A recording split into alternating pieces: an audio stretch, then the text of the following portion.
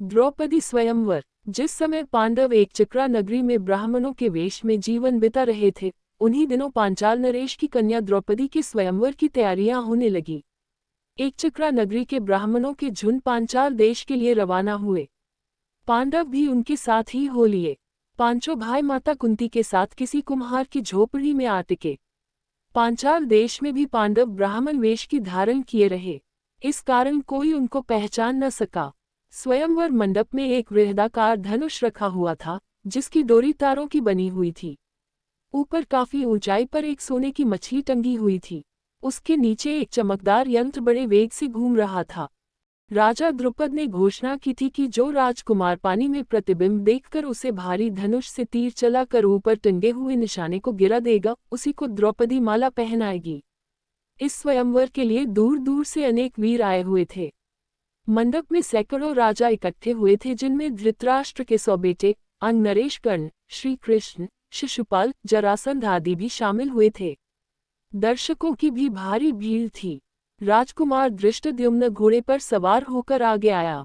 उसके पीछे हाथी पर सवार द्रौपदी आई। हाथ में फूलों का हार लिए हुए राजकन्या हाथी से उतरी और सभा में पदार्पण किया। राजकुमार धृष्टद्युम्न अपनी बहन का हाथ पकड़कर उसे मंडप के बीच ले गया। इसके बाद एक एक करके राजकुमार उठते और धनुष पर डोरी चाहते, हारते और अपमानित होकर लौट जाते। कितने ही सुप्रसिद्ध वीरों को इस तरह मुंह की खानी पड़ी। शिशुपाल, जरासंध, शल्य व दुर्योधन जैसे पराक्रमी राजकुमार तक असफल हो गए। जब कर्ण की बारी आई तो सभा में एक लहर सी दौड़ गई। सब ने सोचा अंग नरेश जरूर सफल हो जाएंगे। कर्ण ने धनुष उठाकर खड़ा कर दिया और तानकर प्रत्यंचा भी चढ़ानी शुरू कर दी। डोरी के चढ़ाने में अभी बाल भर की ही कसर रह गई थी कि इतने में धनुष का डंडा उसके हाथ से छूट गया तथा उछलकर उसके मुंह पर लगा। अपनी चोट सहलाता हुआ कर्ण अपनी जगह पर जा बैठा। इतने में उपस्थित ब्राह्मणों के बीच से एक तरुण उठ खड़ा हुआ। ब्राह्मणों की मंडली में ब्राह्मण वेशधारी अर्जुन को यूं खड़ा होते देखकर सभा में बड़ी हलचल मच गई। लोगों में तरह तरह की चर्चा होने लगी। तब अर्जुन ने धनुष हाथ में लिया और उस पर डोरी चढ़ा दी। उसने धनुष पर तीर चढ़ाया और आश्चर्यचकित लोगों को मुस्कुराते हुए देखा।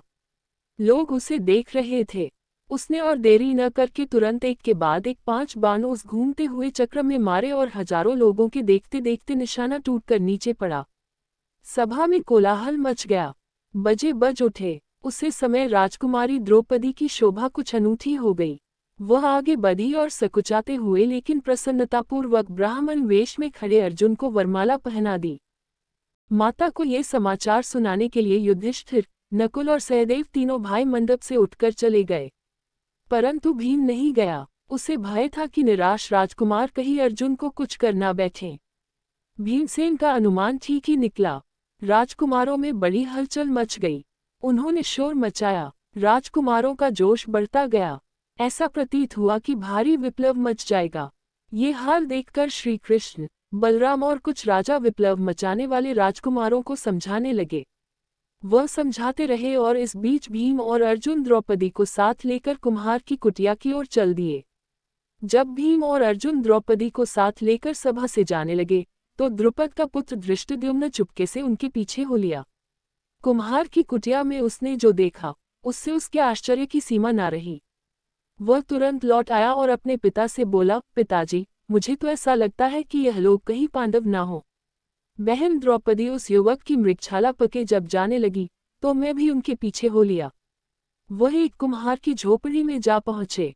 वहां अग्नि शिखा की भांति एक तेजस्वी देवी बैठी हुई थी। वहां जो बातें हुई उनसे मुझे विश्वास हो गया है कि वह कुंती देवी ही होनी चाहिए।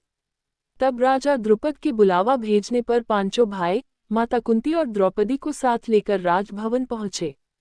युधिष्ठिर ने राजा को अपना सही परिचय दे दिया। ये जानकर कि यह पांडव है, राजा द्रुपद फूले न समाये। उनकी इच्छा पूरी हुई। महाबली अर्जुन मेरी बेटी के पति हो गए हैं तो फिर द्रोणाचार्य की शत्रुता की मुझे चिंता नहीं रही। यह विचार कर उन्होंने संतोष की सांस ली।